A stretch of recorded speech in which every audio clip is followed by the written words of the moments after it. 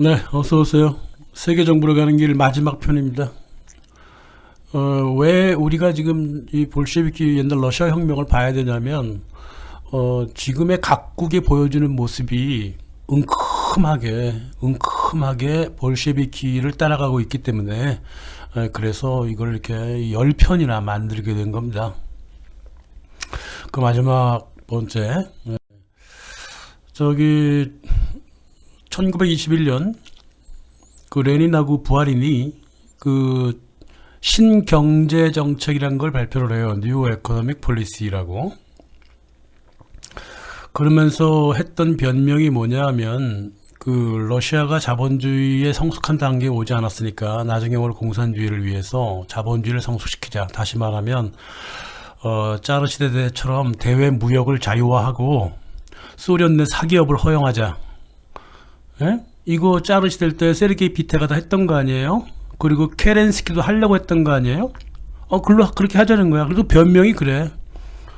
한 걸음 앞으로 가고 두 걸음 뒤로 가자. 1903년에 그 공산당 대회에서 했던 말을 20년 전에 했던 말을 다시 하면서 이따위 얘기를 했단 말이에요.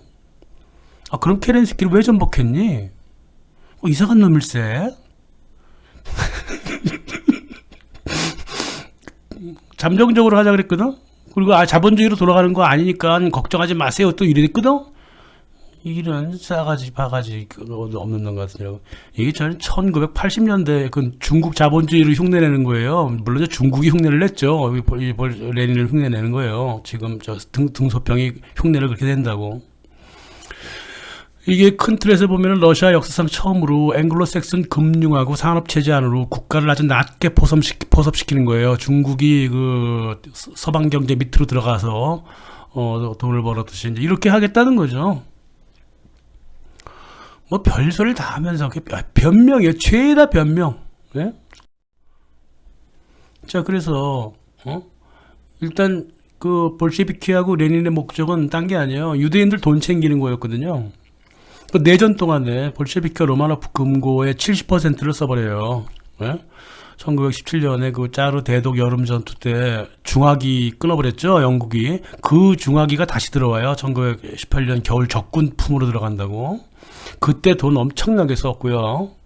그 뭐 군수사업체들 간의 그 군수사업체하고 볼셰비키 간에 벌어진 그 코미션만 1919년 단 한 해만 봐도 5억 달러였다고. 커미션이 5억 달러. 보통 군수품 커미션이 2.24%잖아요. 실제 판매액은 20억 달러 이상이었다는 거고요. 또 미국의 록펠러하고 또 제너럴 엘렉트릭 3,700만 달러, 현 시세 한 7천만 달러의 기계와 농기구가 볼셰비키를 보내지고 또 금이 또 나가죠. 그래서 이 볼셰비키가 로마노프의 금을 가져다가 스웨덴에서 녹여가지고 뉴욕으로 실어 날랐어요. 그 1920년 한 해만 보더라도 스웨덴에서 현재 80억 달러의 금이 뉴욕으로 보내졌고 540박스의 금괴가 추가적으로 보내지고 있습니다. 이 금을 뉴욕으로 전달하는데 자컵 시프의 쿠넨럽 은행이 금괴 운반을 맡았고요. JP 모건이 신용장을 발급을 해줬습니다. 이렇게 금을 다 막 팍팍 써버리는 거예요. 게다가 미국하고 영국한테 그렇게 써먹습니다. 자본주의자들과 그렇게 거래를 한 거죠. 또 미국 공산주의자 햄머 같은 경우는 이제 레닌으로부터 직접 석면 채굴권을 가져갔고, 벤덜리프는 이제 북시베리아 석탄, 석유, 어업권을 가져갔고, 또 JP 모건은 케렌스키 정부한테 들어간 그 3억 5천만 달러를 충분하게 챙긴 것으로 알려져 있고, 에버릴 헤르먼 그 철도왕 20년간 망간 채굴 사업권을 얻어갔습니다. 예. 이렇게 나라를 거의 다 갈기갈기 쪼갰어요. 예? 예. 지금 니켈하고 막 마그네슘 같은 거 막 거래할 때 그 뒤에서 어떤 거래가 벌어지는가 잘 보세요. 그때도 똑같았습니다. 근데 이제 볼셰비키가 이들 영업을 가만 보고만 있지는 않았죠. 내란도 있었기 때문에 처음에는 신경 좀 덜 쓰다가 1919년부터 이제 신경을 천천히 쓰기 시작하는 거야. 그러니까 이 미국하고 영국 기업들의 영업에 숟가락을 올리고자 했단 말이야. 그게 바로 그 뉴 에코노믹 폴리시라는 거예요. 딴 게 아니라 신경제 정책이라고 하는 것은 은행하고 대형 기업을 정부가 소유해서 돈을 자체적으로 벌고 중소기업은 개인한테 그냥 불화해버려. 그런 체제예요. 자본주의죠. 그죠? 중국 자본주의랑 똑같은 거예요, 지금. 그래서 해외 무역 인민위원회를 딱 세워갖고, 19년에 세운 거죠, 이게. 세워서 21년에 가동을 하게 되는데, 17년에 세웠네, 참. 21년에 본격적으로 가동을 하는데, 이제 국제금융하고 제품무역 허가권, 양해권을 모두 장악을 해놓고, 외국 기업과 단독으로 그 협상에 들어가는 거예요.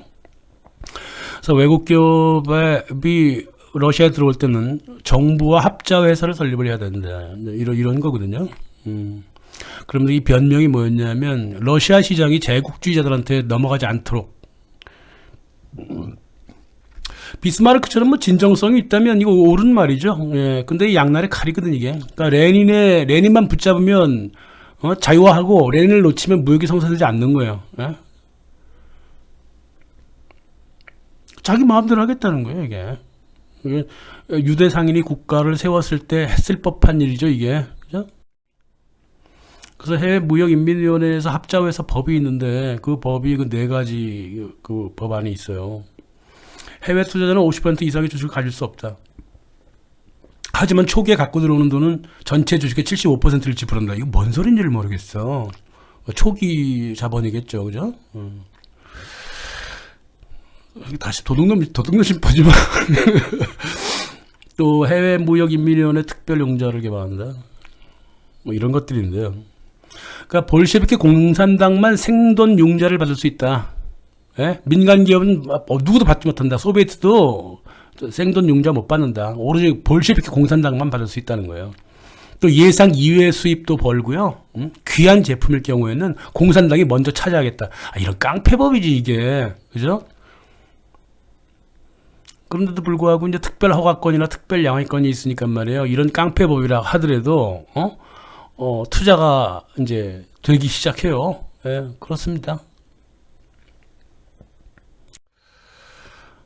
그래서 1921년 그 러시아의 장티푸스가 창궐을 해서 이제 의사로서 그 러시아에 지원 들어온 아르먼 함머라고 있어요. 굉장히 유명한 사람입니다. 이 사람이 러시아를 다 챙겨요. 레닌이 이 사람한테 뭐라 그랬냐면 우리는 기업인이 필요합니다. 공산주의는 작동하지 않습니다라고 정확하게 얘기를 했단 말이에요. 그 뉴욕 타임즈에 난 그 얘기예요.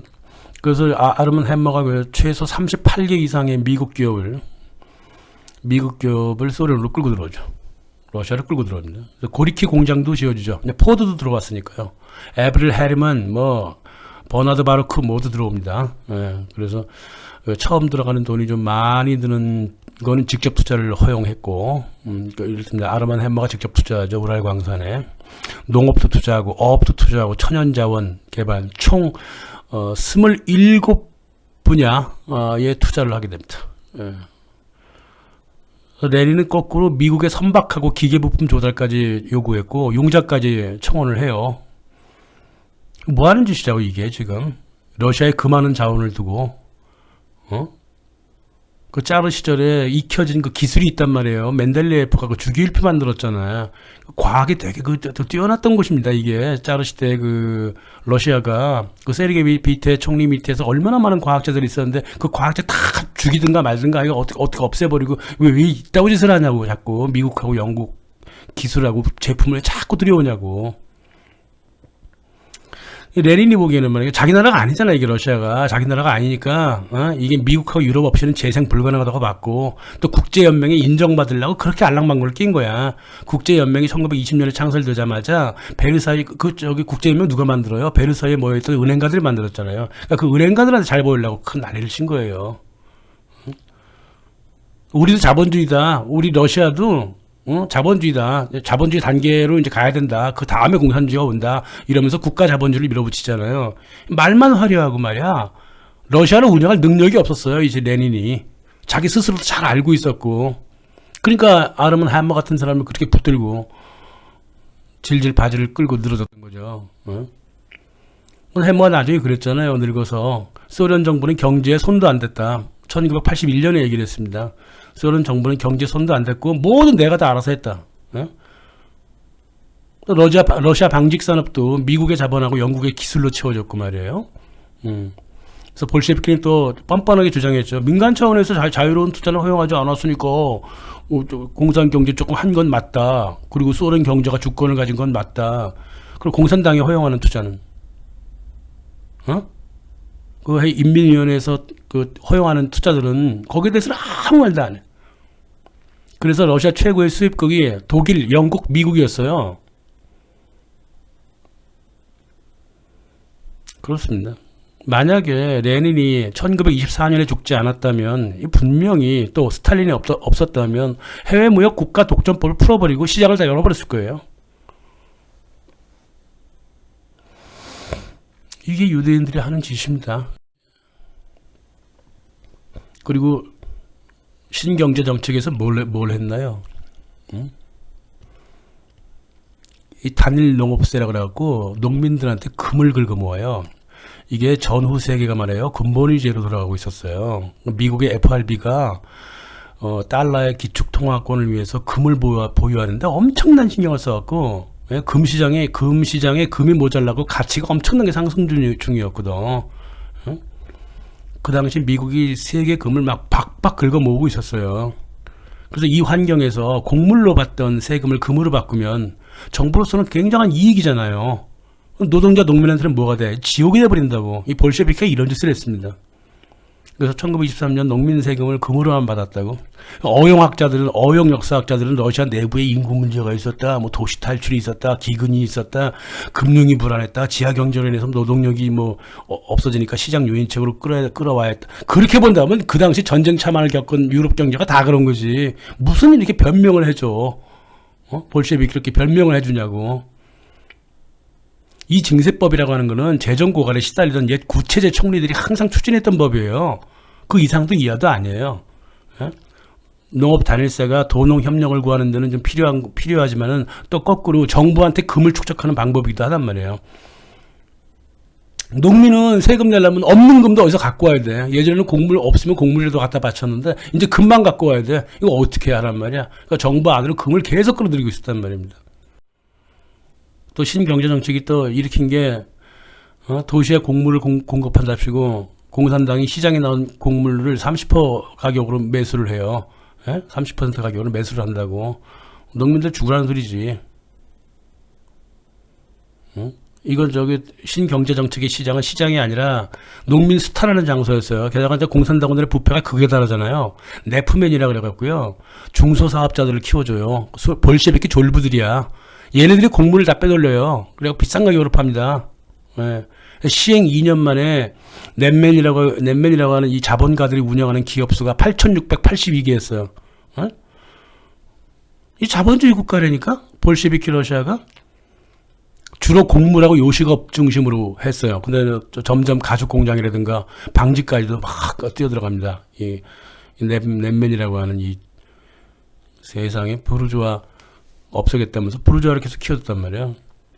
공산품 가격은 계속 높았고 농민한테 돌아간 돈은 생산이 아니라 오직 먹고 사는 데만 쓰는데 농민들은 뭐 먹고 사냐고. 불평등은 계속 높아가고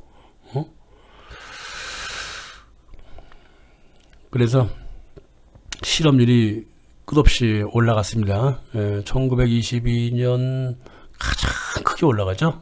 그래서 끝없이 올라가요. 근데 물론 이게 이제 서구 전체 현상이기도 했어요. 영국하고 뭐 미국, 프랑스, 독일 또 영국 거의 비슷하게 프랑스를 조금 제외하면 비슷하게 실업률이 계속 올라가던 시절이었단 말입니다. 그러니까 이게 무슨 뜻이냐면 서구 전체 현상에 발맞추어서 볼셰비키 러시아 경제도 그렇게 흘러갔다는 소리는 이미 볼셰비키 러시아가 자본주의 시장 안에 발을 디뎠다는 소리잖아. 비교를 해드릴까요? 다른 나라들 실업률이라든가 이런 거 굉장히 올라가던 1933, 34, 35년 히틀러가 이끈 그 경제는요, 실업률이 엄청나게 떨어졌었어요. 그때 왜 그랬냐면 히틀러가 자본시장에서 전략적으로 발을 뺐다고. 그걸 매포 경제라 그래요. 언젠가 설명드릴게요. 매포 경제라 그래갖고 서방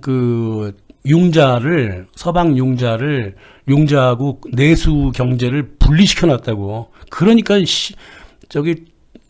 독일 국민들이 굉장히 잘 살게 된 거라고. 단 3, 4년 만에 그렇게 만들어놨단 말이야. 그럼 볼셰비키는 뭐야?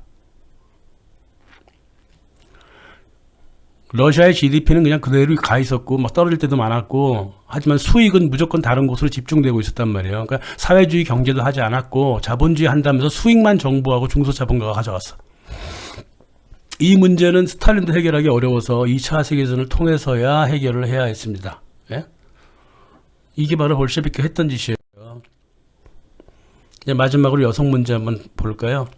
여성도 강제 노동을 해야 된다고 레온 트로츠키가 그랬습니다. 사회노동론이 그래요. 예? 노동자를 군대화하라. 어디서 들어본 말이죠? 예? 노동자를 군대화하라. 록펠러가 했던 얘기예요, 이게. 그것이 노동력을 조직하는 근본 방법이다. 강제 노동이 비생산적이지 않다. 말을 함부로 해, 얘는. 아무렇게나 근거도 없이. 내가 트로츠키를 싫어하는 이유 중에 하나가 뭐냐면 아무 근거 없이 말을 한다는 거예요. 레닌도 그렇고. 예? 이 공산주의 자식들이 문제가 있는 게 뭐냐면 아무 근거가 없이 말을 함부로 한다는 거야. 강제 노예 노동이 지금의 진보적 현실이다. 이게 뭐 개소리냐고, 이게. 그래서 여성들도 강제 노동을 해야 된다. 여성을 해방시키 생산력을 높이자. 이거 어디서 많이 들어본 말이네. 그리고 여성을 함부로 해방시킬 수가 없으니까 젊은 노동력을 해방시킨다 그러면서 1921년부터 프리섹스 사상을 불어넣잖아요, 트로츠키가. 이거 어디서 들어본 말이야. 아무튼 간에 백인 남성 중심 노동시장은 비용이 높다. 노동 성별을 없애갖고 기업 비용을 낮추자. 직업 여성은 소비시장도 활성화한다. 이거 밀턴 프리드만이 했던 말 아니에요. 공산주의가 신자유주의야? 밀턴 프리드만 신자유주의 지금 이 양극화를 만들어 놓은 놈이잖아요, 이놈이. 만들었다기보다 이제 방어해주는 놈이잖아요. 그럼 공산주의도 똑같다는 거 아니야? 여성을 대상화시키고 있잖아, 지금. 노동력으로. 트로츠키도 프리드만도 똑같은 유대인이잖아요. 유대인의 사고방식이 이렇다고. 사람을 사람 중심으로 보지 않고 노동력 중심으로 보고 있다고. 그게 자본주의와 공산주의가 똑같은 점이에요. 하는 짓이. 물론 이제 볼셰비키 공산주의를 얘기하는 거죠. 그래서 여성들은 또 이 사람들의 말을 또 곡해를 해. 지좋을 대로 또 해석을 한다고. 동상이목을 하는 거야, 여성들은. 1919년 볼셰비키 러시아가 세계 최초로 여성가족부라고 하는 그 개념을 갖고 들어옵니다. 그리고 초대 장관이 이네스 아르망이라고 그래갖고 프랑스 여자인데, 이 레닌의 첩이야. 이 여자가 레닌 만나기 전에 아기가 5명이 있었다고요? 그 모두 버렸어. 아기 5명을 모두 버리고 레닌 따라서 러시아로 쳐들어온 계제가 여성부 장관을 했단 말이야. 조짐부터 벌써 더럽다고, 이게. 체계가 좀 갖춰질 때 진짜 장관이 이제 알렉산드라 콜론타인인데, 매 맞고 산다고. 러시아 여정은 매 맞고 사니까 해방해야 된다고 자유연애 부르짖고, 이혼한 남성에게 과대한 생활비를 요구하는 법을 만들고, 법원에 가지 않아도 남녀의 개인적인 요구에 따라서 그냥 곧장 이혼할 수가 있었고, 아이들은 타가서에서 키워줄 테니까 여성들은 나가서 일하려고 그랬다고. 이게 바로 레온 트로츠키가 얘기했던 거 아니에요? 응? 여성 노동력을 풀어 헤쳐라, 이거잖아요. 그럼 결과 볼까요? 이렇게 자유연애 불러일으키고 결혼도 자유의사로 만들고, 또 애기들은 타가서에서 키워준다 그러고 하니까 그럼 어떤 일이 벌어졌나 보자고. 1921년서부터 1923년까지 페트로그라드 이혼율이 85%를 기록합니다. 모스크바도 이해 못지 않았어요. 러시아 대도시 이혼율이 평균 50%가 넘어갔습니다. 자유의지로 이혼을 허락한다고 하니까 일방으로 이혼을 청구해도 되거든? 근데 이혼을 청구한 사람의 85%가 남성이에요. 현실이 이렇게 다른 거예요, 이상과. 그리고 재산을 분할한다고 하니까 남자가 자기 재산을 숨겨놓고 결혼했다고? 응? 아주 자유로웠어요. 또 자유연애를, 프리섹스를 또 주장하는 바람에 법 시행 3년 동안 미혼모가 급수적으로 늘어납니다. 이혼 후에 버려진 고아들이 750만 명이었어요. 이거 볼셰비키 정부가 타가소에서 다 감당해야 돼요. 감당이나 했어? 기근마저 닥쳐갖고 곡창지대로 알려진 러시아 남서부에 3세 이하 고아 사망률이 90%에 육박했단 말이에요. 이게 미친 짓을 해버린 거죠. 그죠? 그 중에 많은 여자들이 남편한테 버림받은 여자들이 그 버림받은 거야. 이혼을 자유롭게 했으니까. 그래서 매춘굴로 들어갑니다. 그래서 거기서 생을 무지막지하게 많은 여성들이 생을 마감하고 아기는 타가수에서 키워지고요. 노동 현장까지 저 자식은 어떻게 해서 태어난 아이구나. 미혼모 아이구나. 뭐 이런 식으로 또 욕을 먹어가면서 또 클론타인은 또 욕하지 말라 그랬지. 지가 저질러 놓고 욕하지 말라는 거야. 그래서 얘네들이 나이가 20살 전후가 되는 1941년 보육원에 있던 아이들이 이 고아들이 2차 세계대전 동부전선 최전방의 졸병으로 강제 동원되죠. 그래서 거기서 무지막지하게 죽죠. 600만이 죽잖아요. 거기서. 이 제노텔이라고 하는 그 여성가족부가 1930년에 러시아 여성은 이제 노동자 여성이 되었으니까 할 일 다 했다 그러면서 폐지했다고 스스로 주장했거든. 그건 다 개소리고 스탈린이 폐지시켜버렸어요. 여성들을 이렇게 비참하게 만들었습니다. 이 볼셰비키가. 자, 그럼 레닌이 죽은 지 3개월이 지나서 모스크바 독일 통신원 셰퍼가 했던 말을 한번 봅시다. 이 사람은 이것 때문이라기보다 몇 가지 현실을 그대로 진단을 했더니 볼셰비키가 추방시켜버렸죠. 그래서 러시아에서 최초로 추방된 기자로 알려진 사람이 파울 셰퍼예요. 독일 정부, 소비에트 정부하고 영국 사이의 제품과 현금이 융자가 협정이 지금 되고 있는데 그 정도 제품을 들여올 양이면 러시아 노동자 수십만 명의 일자리를 창출한다. 이 정도의 융자라면 영국이 러시아 시장을 독점할 수 있다. 영국과 미국에서 많은 오퍼를 받으면 결국 산업 주권에 해가 될 텐데 이 소비에트 정부는 그런 생각을 하지 않는다. 소련이라는 나라를 가만 보면 시장을 약속하는 거대한 스케일의 융자를 받는 체제다. 영국은 거대한 융자를 통해 많은 영역에서 판매 독점을 행사하려 하고 있다. 소련은 지금 위험에 처해 있다. 나라를 엉망진창으로 만드는 거예요. 볼셰비키 정부는 양해위원회를 해갖고 칩 컨세션 커미티라는 걸 세워가지고 각종 양해를 막 풀어줍니다. 그래서 영국하고 미국 기업들의 무역을 도와주었고 합자회사에 정부 돈이 들어가지 않아도 이익금의 반 정도를 가져올 수 있었다면서 되게 좋아했는데 이게 무슨 정신 상태냐고. 저 외국 회사 들어왔는데 정부가 거기에 그 대응 자금을 주지 않아도 수익금 반은 우리가 가졌다? 이건 무슨 개소리냐고. 경제를 알아도 전혀 모르고 있는 소리잖아. 마치 아프리카 독재자 같이 정부가 이익을 남기면 경제는 돌아간다고 믿는 거야. 물론 볼셰비키 러시아도 자체 기술 개발을 위한 노력이 없진 않았어요. 하지만 러시아의 기술 전통을 가진 이들은 부르주아라고 비난했고 말이야. 농민들을 대학까지 교육시켜갖고 이전 기술 노동력을 대체하려고 했단 말이야. 이게 가능한 얘기냐고 이게. 그래서 유전하고 광산 산업이 잘 보여주듯이 기술 대다수는 영국하고 미국에 들어옵니다. 이 나라를 이렇게 아작을 내려면 도대체가 레닌은 뭐 하려고 공산혁명을 한 거야? 볼셰비키라는 괴물 자체가 앵글로색선 자본가를 포함해서 유대 자본가들의 금융 네트워크 밑에서 구상된 거잖아요. 그렇게 만들어졌으니까 야콥 시프가 얼마나 좋아해. 애굽 탈출 이후 유대인의 가장 큰 역사가 러시아 혁명이라고 얘기를 했잖아요. 누구를 위하여? 월가를 위하여. 또 트로츠키는 예수 이래 가장 위대한 유대인이래. 또 누구를 위하여? 월가를 위하여. 이렇게 된 거예요. 이게 경제 문제만 연관되겠습니까? 다른 데 다 연관이 되지. 미국으로 자리를 옮긴 유대인들이 유럽 대륙에서 최초로 정치 권력을 차지한 사건이에요. 이게 러시아 혁명이라고 하는 게. 이게 레닌 죽고 나서 1924년에 죽거든요. 죽고 나서 당 내부로부터 이제 10만 명에 가까운 논공 행상 세력들이 물러나요. 천천히 물러납니다. 스탈린이 다 칼질을 합니다. 그래서 25만의 신진 세력이 1927년 정도에 들어서요.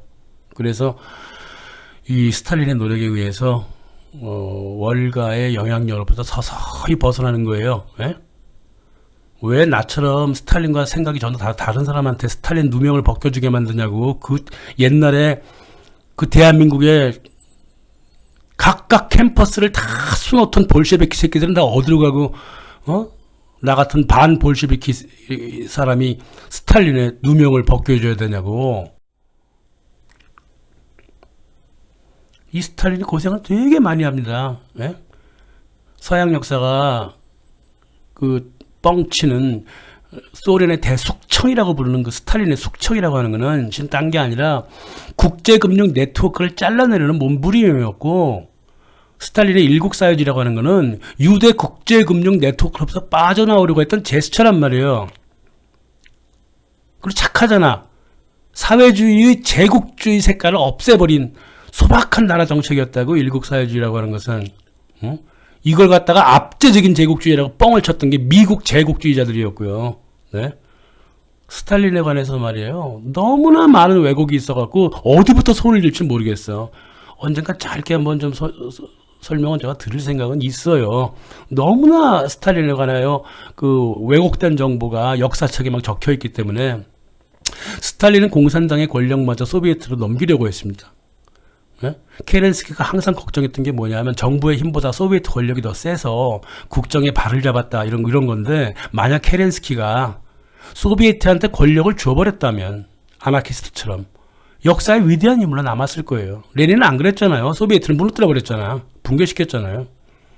공산 이념을 저버리다 못해서 배신한 거예요. 얘가, 이 레닌이라고 하는 애가. 이 스탈린은 계속 반성을 합니다. 레닌을 바라보고. 그래서 2차 세계대전 끝나고 나서 소비에트를 살려주려고 굉장히 노력을 하죠. 1952년에는 가을에 마음의 작정을 하고 제19차 전당대회에 나와가지고 소비에트한테 권력을 진짜 줘야 되겠다라고 연설을 하는데, 그 연설을 다 지워버렸지, 서른 놈들이. 그래서 공산당의 정부 개입도 막으려고 했고, 스스로 서기장직도 파기했고, 공산당 이름도 바꿨고, 정치국 이름도 바꿨고, 정치국원의 숫자를 이 독재하던 한 9명 정도 숫자 되던 놈들을 37명으로 늘렸고 말이야. 스탈린이 뭘 잘못했다는 거야? 1952년에 그런 발표를 하니까 1953년 봄에 독살당해버리죠. 독살당한 거예요, 스탈린. 오늘은 러시아 혁명의 마지막 부분을 다 얘기했고요. 예, 다음에는 뭐 다른 주제로 또 찾아뵙겠습니다. 예, 감사합니다. 예.